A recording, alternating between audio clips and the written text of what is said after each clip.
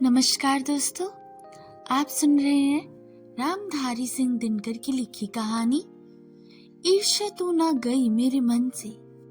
मेरे घर के दाहिने एक वकील रहते हैं जो खाने पीने में अच्छे हैं, दोस्तों को भी खूब खिलाते हैं और सभा सोसाइटी में भी भाग लेते हैं।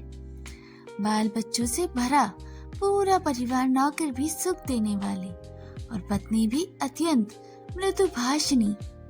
भला एक सुखी मनुष्य को और क्या चाहिए, मगर वे सुखी नहीं है।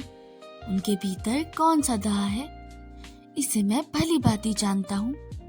दरअसल उनके बगल में जो बीमा एजेंट है, उनकी विभव की वृद्धि से वकील साहब का कलेजा जलता है। वकील साहब का जो भगवान ने जो कुछ देखा है वह उनके लिए काफी नहीं दिखता। वह इस चिंता में भुने जा रहे थे कि काश एजेंट की मोटर, उनकी मासिक आय और उनकी तड़क भड़क मेरी भी हुई होती। ईर्ष्या का यही अनोखा वरदान है। जिस हृदय में ईर्ष्या घर बना लेती है, वह उन चीजों से आनंद नहीं ले उठाता जो उसके पास मौजूद है, बल्कि उन वस्तुओं से दुख उठाता है जो दूसरों के साथ करता है, और इस तुलना में अपने पक्ष के सभी अभाव उसके हृदय में दंश मारते रहते हैं। दंश की इस दाह को भोगना अच्छी बात नहीं है, मगर ईर्ष्यालु मनुष्य करे भी तो क्या। आदत से यह लाचार होकर उसे यह वेदना भोगनी पड़ती है। एक उपवन को पाकर भगवान को धन्यवाद देते हुए उसका आनंद नहीं लेना और बराबर इस चिंता में निमग्न होना कि इससे बड़ा भी उपवन क्यों नहीं मिला। एक ऐसा दोष है जिससे ईर्ष्यालु व्यक्ति का चरित्र भी भयंकर हो उठता है। उसके अभाव पर दिन रात सोचते वह सृष्टि की प्रक्रिया को भूलकर विनाश में लग जाता है और अपनी उन्नति के लिए उद्यम करना छोड़कर वह दूसरों को हानि पहुंचाने का भी अपना श्रेष्ठ कर्तव्य समझने लगता है। ईर्ष्या की बड़ी बेटी का नाम निंदा है। जो व्यक्ति ईर्ष्यालु होता है वही बुरी किस्म का निंदक भी होता है। दूसरों की निंदा वह इसलिए करता है कि इस प्रकार दूसरे लोग, जनता अथवा मित्रों की आंखों से गिर जाए। जो स्थान रिक्त होगा उस पर मैं अन्याय ही बैठा दिया जाऊंगा, मगर ऐसा आज तक ना हुआ और ना होगा। दूसरों को गिराने की कोशिश तो अपने बढ़ाने की कोशिश कहीं नहीं जा सकती। एक बात और है कि संसार में कोई भी मनुष्य निंदा से नहीं गिरता। उसके पतन का कारण सुदगणों का हास्य होता है। इसी प्रकार कोई भी मनुष्य दूसरों की निंदा करने से अपनी उन्नति नहीं कर सकता। उन्नति तो उसकी तभी होगी जब वह अपने चरित्र को निर्मल बनाए और गुणों का विकास करे। ईर्ष्या का काम है जलाना, मगर सबसे पहले वह उसी को जलाती है जिसके हृदय में उसका जन्म होता है। आप भी ऐसे बहुत से लोगों को जानते होंगे जो ईर्ष्या और द्वेष का साकार मूर्ति है और जो बराबर इस फिक्र में लगे रहते हैं कि कहाँ सुनने वाले मिले और अपने दिल का गुब्बारा निकालने का मौका मिले। श्रोता मिलते ही अपना ग्रामोफोन बजने लगता है। वे बड़ी ही होशियारी के साथ एक एक कांड इस ढंग से सुना रहे हैं मानिए विश्व कल्याण को छोड़कर उनका कोई ध्येय नहीं हो। अगर जरा इतिहास को देखें तो समझने की कोशिश कीजिए कि जब से उन्होंने इस सुकर्म का आरंभ किया है, तब से वे अपने क्षेत्र में आगे बढ़े हैं या पीछे हटे हैं। यह है कि वे निंदा करने में समय और शक्ति का अपव्यय नहीं करते, तो आज इसका स्थान कहाँ होता। चिंता को लोग चिता कहते हैं। जिसे किसी प्रचंड चिता ने पकड़ लिया है, उस बेचारे की जिंदगी ही खराब हो जाती है।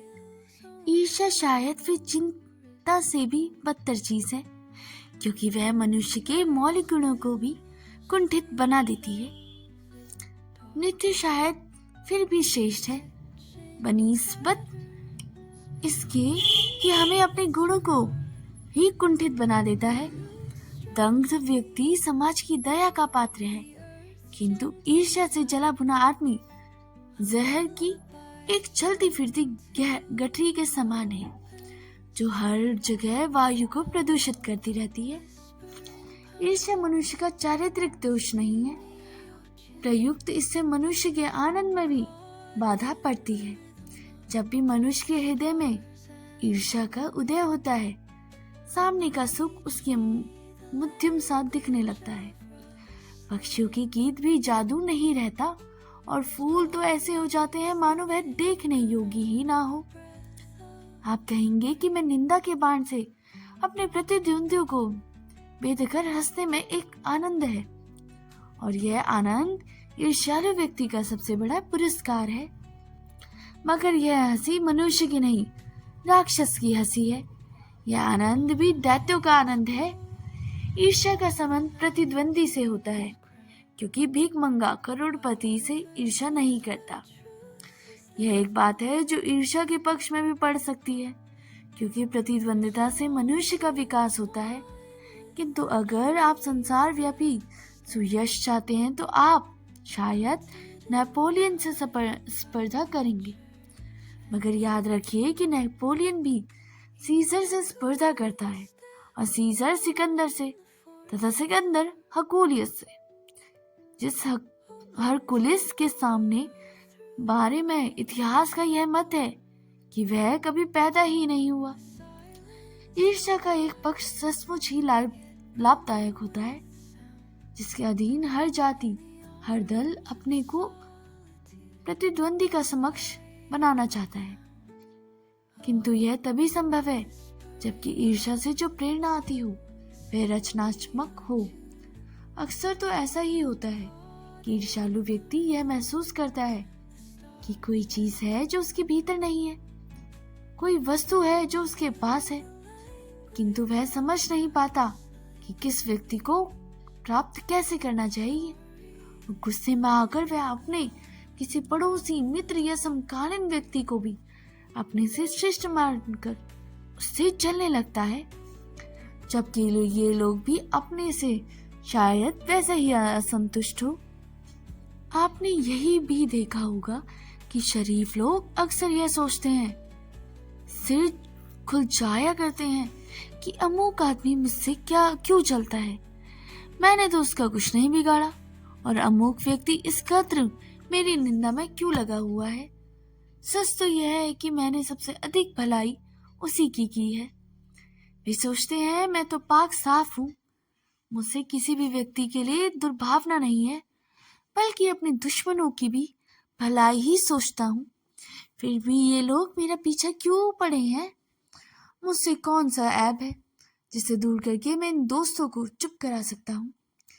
ईश्वर चंद विद्यासागर जब इस अनुभव से होकर गुजरे, तब उन्होंने एक सूत्र कहा, तुम्हारी निंदा वही करेगा जिसकी तुमने भलाई की है। और नित से जब इस कूचे से होकर निकला, तब उससे जोरों का एक ठहाका लगाया और कहा कि यार, ये तो बाजार की मक्खियां हैं जो आकरण हमारे चारों ओर भिन भिनाया करती हैं। ये सामने हमारी प्रशंसा और पीठ पीछे निंदा करती है। हम इसके दिमाग में बैठे हुए हैं। ये मक्खियां हमें कभी भूल नहीं सकती, चूंकि हमारे बारे में बहुत सोचा करती हैं, इसलिए ये हमसे डरती हैं और हम पर शंका भी करती हैं। ये मक्खियां हमें सजा देती हैं हमारे गुणों के लिए।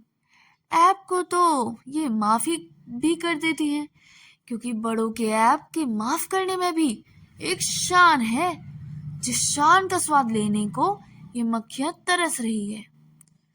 जिनका चरित्र उन्नत है, जिनका हृदय निर्मल और विशाल है, वे कहते हैं इन विचारों की बातों से क्या चिढ़ना, ये तो खुद ही छोटे से हैं।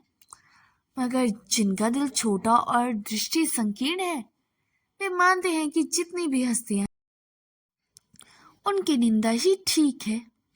और जब हम उनके प्रति उदारता और भल मनसहत का बर्ताव करते हैं, तब वे यही समझते हैं कि हम उनसे घृणा कर रहे हैं, और हम चाहे उनका जितना भी उपकार करें, बदले में हमें उपकार ही मिलेगा।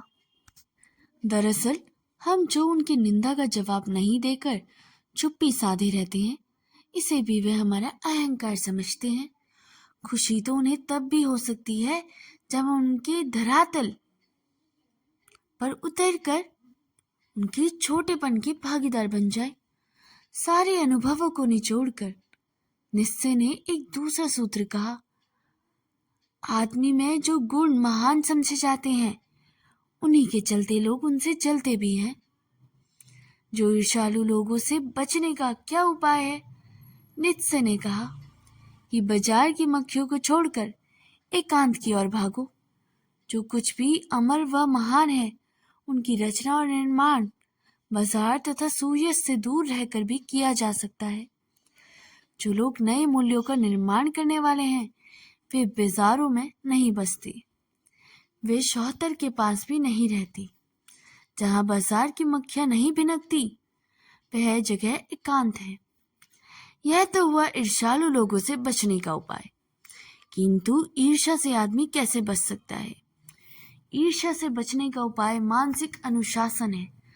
जो व्यक्ति ईर्ष्यालु स्वभाव का है, उसे फालतू बातों के बारे में सोचने की आदत छोड़ देनी चाहिए।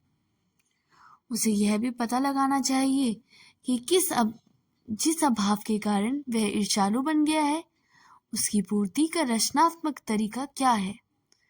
जिस दिन उसके भीतर यह जिज्ञासा जगेगी, उसी दिन से वह ईर्ष्या कम करना सीख जाएगा।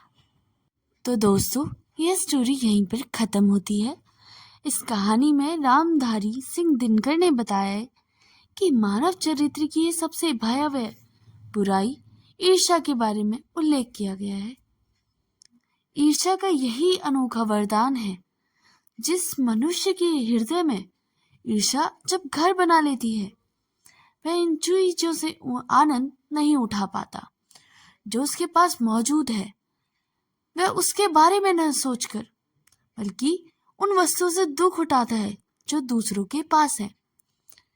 ईर्ष्या उसके मन में ऐसा घर कर जाती है जिससे वह अपने जीवन में कई कठिनाइयों का उसको सामना करना पड़ता है। अगर आपको हमारी स्टोरी अच्छी लगी हो तो आप इसे खुद तक ही ना रखें, अपने मित्रों, अपने परिवारजनों के साथ और अपने सहपाठियों के साथ शेयर जरूर कर सकते हैं। अगर आपने अभी तक चैनल को सब्सक्राइब नहीं किया तो इसे सब्सक्राइब भी जरूर कर लें और इसके साथ लगे हुए बेल आइकन को भी प्रेस करें ताकि मेरे द्वारा लाई गई वीडियोस का नोटिफिकेशन आप तक हमेशा मिलता रहे। तब तक के लिए धन्यवाद।